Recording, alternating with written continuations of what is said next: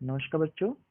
आज हम एक्सरसाइज 3.5 का क्वेश्चन नंबर पहला पढ़ रहे हैं, जिसमें लिखा है निम्नलिखित समीकरणों के युग्मों में से किसका एक अद्वितीय हल है, किसका कोई हल नहीं है, या किसके अपरित रूप से अनेक हल है। मतलब आपको पहले ये पता लगाना है किसका एक हल है, किसका कोई हल नहीं है, किसके अनेक हल है। और यदि आगे पढ़ते हैं, क्वेश्चन में लिखा है अद्वितीय हल की स्थिति में ब्रज गुणज विधि से ज्ञात करो। देखो बेटा, पहले तो बता दूं, ब्रज गुणज विधि जो है, इससे पहले वाली जो वीडियो है उसमें बेसिक क्लास मैंने दे दी है। और उसके अलावा भी आपको अगर इसमें प्रॉब्लम है तो मैंने इसकी वीडियो के नीचे भी लिंक डाल दिया उसका, अगर आपको ढूंढना ना पड़े। ठीक है। तो हम पहले सबसे पहले हम तीन चीज देखेंगे, एक हल है, दो हल है, तीन हल है। ये हम पहले वाली जो क्लासेस के उसमें हम सीख चुके हैं। देखो बेटा, यदि a1 अपॉन में a2 बराबर नहीं है b1 अपॉन b2 के, तो एक हल होगा और रेखा प्रतिच्छेद करेगी। हम तो हल की बात करें, हल पे बात हो जाएगी। अगर a1 अपॉन में a2 b1 अपॉन में b2 बराबर है c1 अपॉन में c2, तो अनंत हल होगा। और यदि वो कहता है कि a1 अपॉन में a2 b1 अपॉन में b2 बराबर नहीं है c1 अपॉन में c2, तो कोई हल नहीं होगा। वो कहता है कि जब उसका हल अद्वितीय हो तो उसको सॉल्व करो ब्रज गुणज विधि से। अगर उसका कोई हल है ही नहीं तो आपको सॉल्व करने की आवश्यकता नहीं है। ठीक है। अब मेरे पास पहला सवाल ये दे रखा है x-3y-3। सबसे पहले आपको बता दूं, ब्रज गुणज विधि के अंदर हमारी जो फॉर्मेशन है ये होनी चाहिए बेटा, ax plus B y plus C बराबर 0। मतलब ब्रज गुणज विधि तभी लगा सकते हैं जब आपके बराबर में 0 हो। अगर बराबर 0 नहीं है तो आपको 0 लेके आना पड़ेगा। जैसे मेरे क्वेश्चन दे दिया 3x प्लस 4y बराबर 3, तो पहले उसको मुझे ठीक करना पड़ेगा, इस फॉर्मेशन लाना पड़ेगा। तो वो फॉर्मेशन होगी 3x प्लस 4y माइनस 3 बराबर 0। जब वो 0 हो जाएगा तभी हम ब्रज गुणज विधि लागू कर सकते हैं। ठीक है। ओके, अब इसका पहला सवाल पढ़ते हैं। x माइनस 3y माइनस 3 बराबर 0 और 3x माइनस 9y माइनस 2 बराबर 0। पहले तो बेटा हम ये चैप्टर निकालेंगे a1 b1 और c1। a1 बराबर बेटा इसमें है 1, b1 बराबर है -3 और c1 बराबर है -3।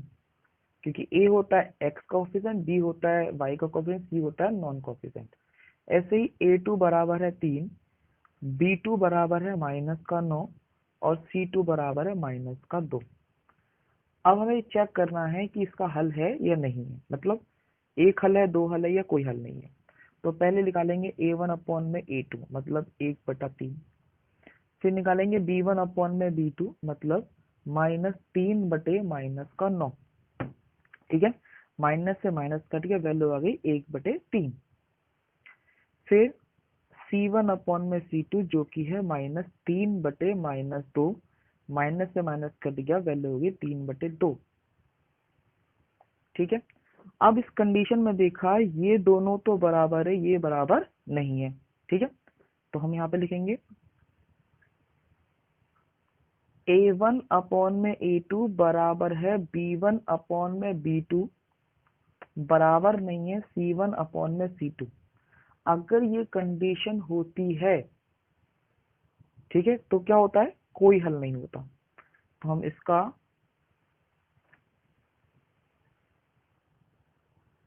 कोई हल नहीं है, इसलिए हम ब्रज गुणज विधि का उपयोग नहीं करेंगे।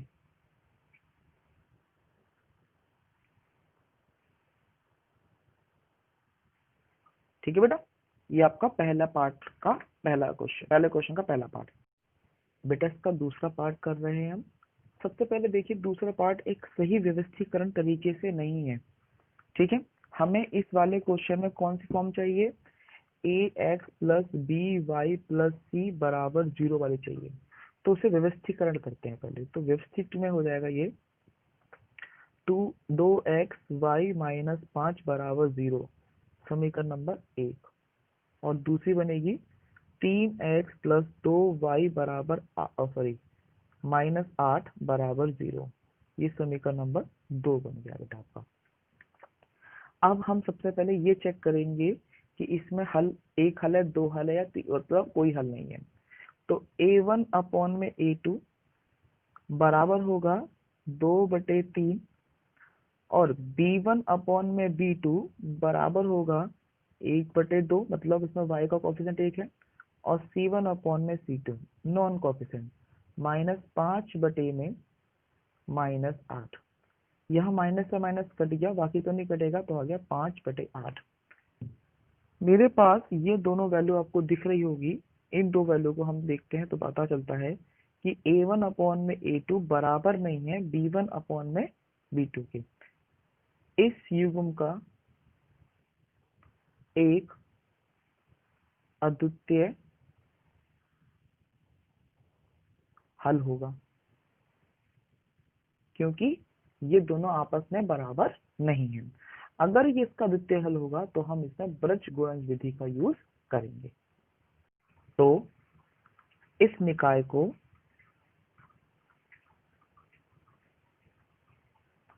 ब्रज गुणज विधि द्वारा हल करेंगे। बेटा देखो, इसको लिखना जरूरी नहीं है, ये मैं आपको पहला क्वेश्चन करा रहा हूँ इसलिए करा रहा हूँ, इसलिए लिख रहा हूँ। तो इसको ब्रज गुणज विधि में आपको पता है कि x y और 1 निकलता है, जिसमें हमारा b पे शुरू b पे खत्म था। b1 b2 c1 c2 a1 a2 और b1 b2। ये पहली संख्या x के लिए, दूसरी संख्या y के लिए, तीसरी संख्या 1 के लिए। याद है आपको? ठीक है, अब हम शुरू करते हैं इसकी वैल्यू के साथ काम करना। b1 कितना है इस क्वेश्चन के अंदर?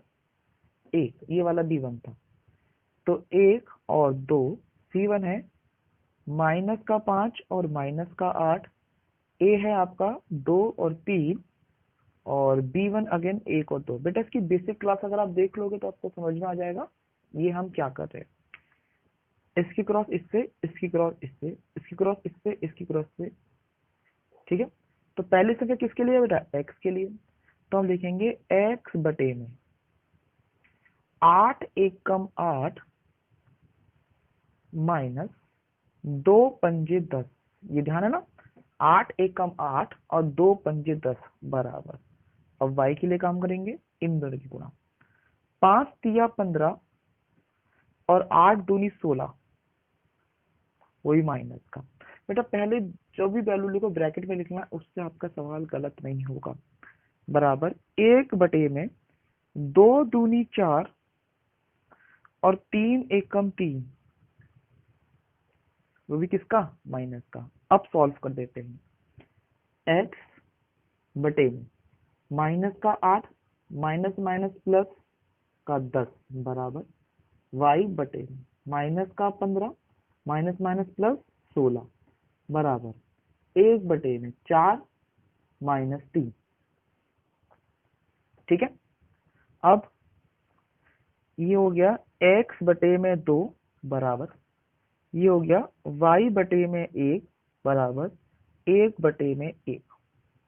ठीक है, इन दोनों का पेयर बनाएंगे और फिर इन दोनों का, जैसे x अपॉन 2 बराबर है 1 बटे 1। इसी क्रॉस मल्टीप्लाई कर दो तो x 1 कम x और 2 1 कम 2, तो x का मान निकल के आ गया बेटा 2। पहला तो ये आंसर हो गया। फिर y का मान निकालने के क्या करेंगे? y अपॉन 1 बराबर 1 बटा 1। फिर क्रॉस मल्टीप्लाई कर दो, y 1 कम y बराबर 1 1 कम 1। तो ठीक है, आपको यहाँ पे आंसर मिल गया है, x बराबर 2 है और y बराबर 1 है। ठीक है, अब नेक्स्ट क्वेश्चन।